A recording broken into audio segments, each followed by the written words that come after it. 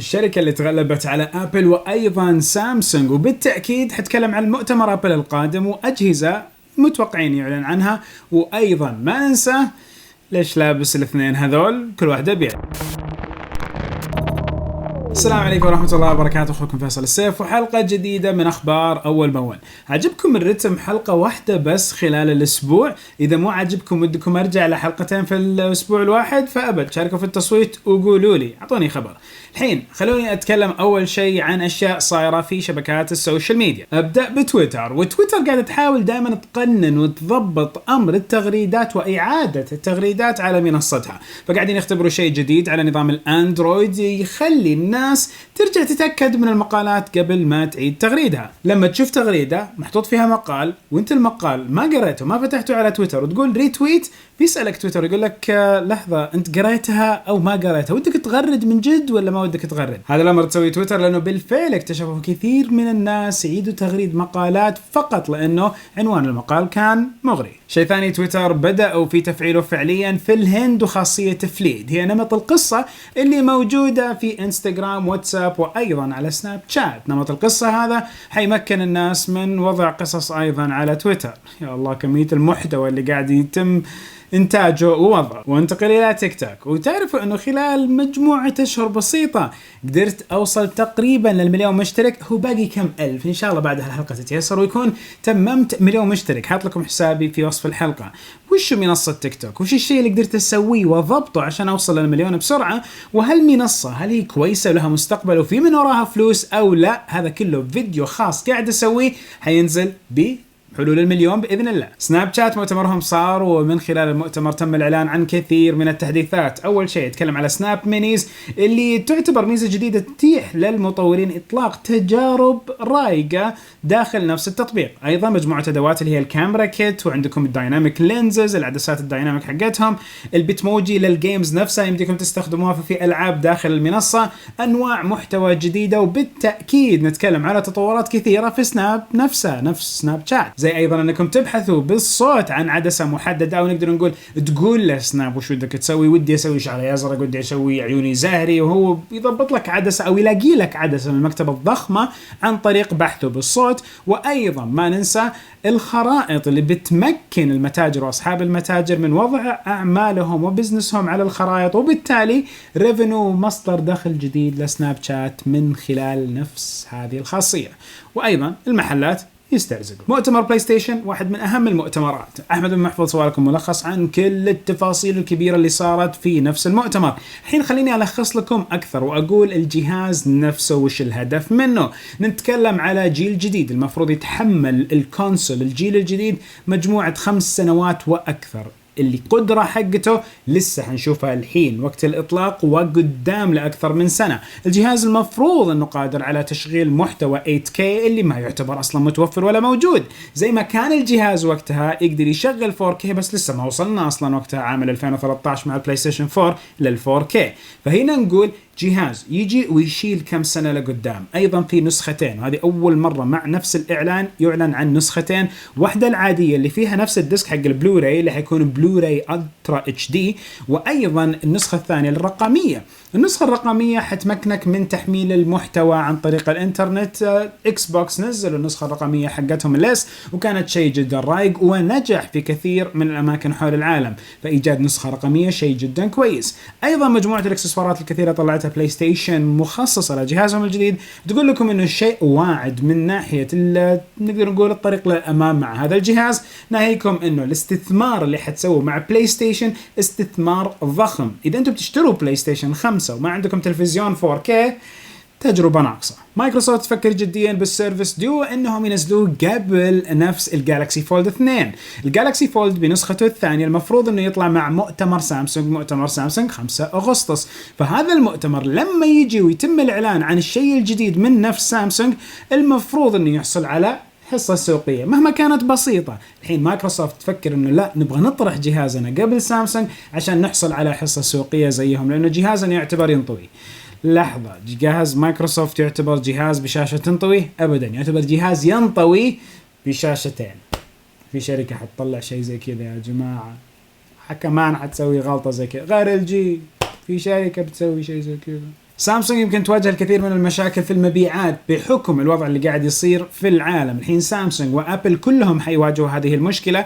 لو شفنا انه سامسونج هي اكبر مصنع جوالات في العالم الى شهر ابريل. شهر ابريل فيه هواوي صارت اكبر مصنع في العالم للاجهزه بكميه الاجهزه اللي يقدروا ينتجوها. نعم، والحين نتكلم على مجموعه هواوي اللي تحتها هواوي واجهزتهم واونر واجهزتهم، فهذول الاثنين قدروا ينتجوا كميات ضخمه للسوق الصيني وللعالم لكوكب الارض، بالتالي صاروا اكبر من سامسونج مبيعات. شو اللي قاعد يصير مع سامسونج؟ يعني معليش كمان تطلع تغريدات من سامسونج من بي تي اس ويخفوها وطالعة من جهاز ايفون. لا وبعدها يطلع الاصدار الخاص لبي تي اس بالجوال. ايش الوضع اللي قاعد يصير مع سامسونج؟ بالفعل احس في شيء قاعد يصير معهم صعب. عن نفسي مبسوط مرة بالأشياء اللي قاعدين نسويها في المنطقة هنا في الشرق الأوسط مع سامسونج. نتكلم على نفس البث المباشر وأيضا فعاليات نقدر نقول التقنية من خلال سامسونج، فهذه أيضا فعالية قادمة توقعوها أعلنها قريب إن شاء الله على تويتر، فخليكم متابعين. أبل قامت بمجموعة تحديثات على منتجاتها. فأول شيء لو تكلمت على الماك بوك برو 16 إنش، صار عندكم خيار إضافي لنفس ال AMD من خلال موقعهم. هل هذا الخيار بيجينا بنسخ مخصصة لمنطقتنا؟ يبينا ننتظر ونشوف.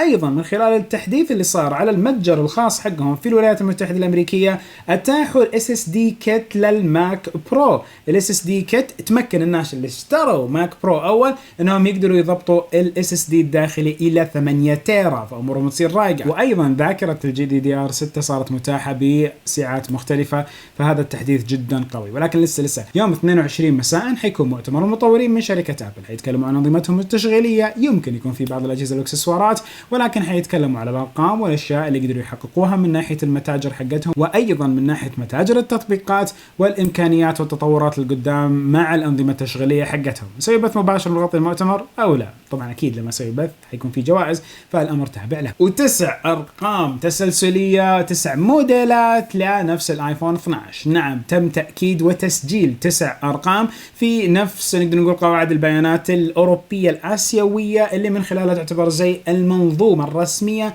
لتسجيل جديد الأجهزة عشان تتباع في هذيك المناطق. ولكن 9 موديلات، وش الفكرة؟ نزلت تغريدة وتكلمت على ال9 موديلات هذه. الحين كل جوال من شركة أبل يكون له أكثر من موديل. الموديلات لا تعتمد على السعات التخزينية الداخلية، بل تعتمد على نفس المودمات وأجيال وشبكات وبندات ال LTE الخاصة فيها، إيش ما بغيتوا تسموها. فهنا نتكلم على مجموعة أشياء تضعها شركة أبل في كل موديل عشان هذا الموديل يخدم منطقة محددة.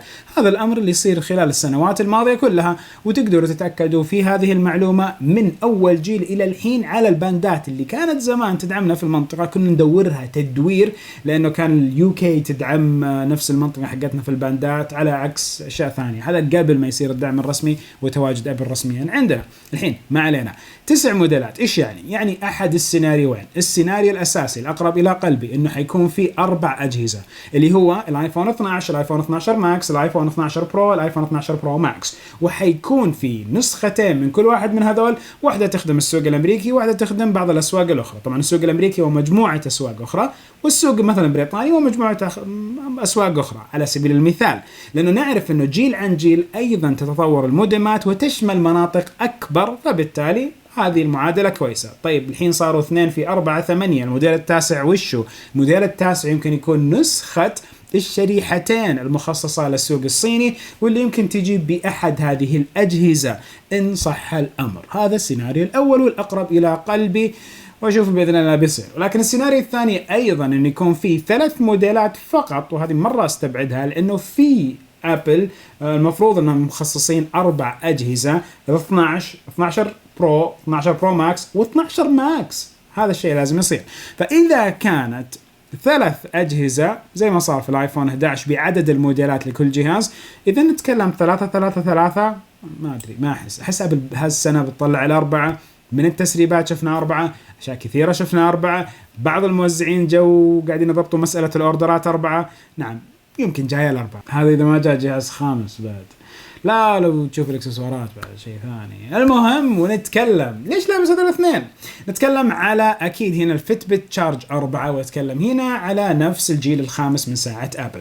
الاثنين هذول كل واحد منهم يقدم قدرات عالية من ناحية الكفاءة والاتصال، ولكن ايضا اساس من اساسياتهم الصحة وتتبع الصحة. قاعد اسوي اختبار، هذا الاختبار المفروض يمتد الى اسبوع. قاعد اضبط نفسي، اروح الجيم، اضبط اموري، وشيل وحط وركض وطلع الدرج ونزله وشيل وحط، علشان اقارن ما بين الاثنين وبين نفس النتائج حقات الاثنين. نزل مراجعة على نفس ساعة التشارج او سوار الفيتبت تشارج 4، ونقارن ما بين هذول الاثنين ايهم المفروض يكون اقرب لكم، وكتجربة ايهم انسب. وهذا الامر اللي بتشوفوه باذن واحد احد في محتوى قادم. ونهاية المحتوى هذا والحلقة هذه وبالتأكيد ودوما سبحانك اللهم وبحمدك اشهد ان لا اله الا انت استغفرك واتوب اليك. لا يفوتكم فيديو السيرفس، ترى شيء جدا رايق ونزل على القناة، فيمديكم تشوفوا السيرفس برو اكس على القناة. ايش فيني قلتها كذا؟ واتر. شكرا على خير.